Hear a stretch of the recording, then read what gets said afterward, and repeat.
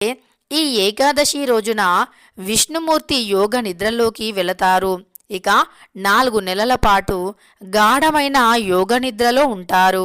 ఆషాఢ శుద్ధ ఏకాదశి రోజున యోగ నిద్రలోకి వెళ్ళి మళ్ళీ కార్తీక శుద్ధ ఏకాదశి రోజున యోగ నిద్రలో నుండి మేల్కొంటారు అని మనకు పండితులు శాస్త్రాలు చెబుతున్నాయి.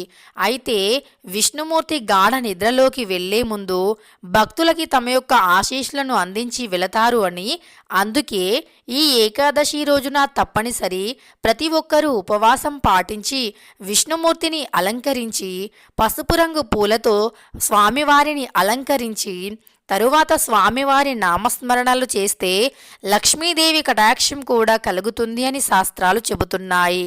అయితే అత్యంత శక్తివంతమైన ఈ తొలి ఏకాదశి లేదా శయని ఏకాదశి దేవశయని ఏకాదశి రోజున ఎవరైతే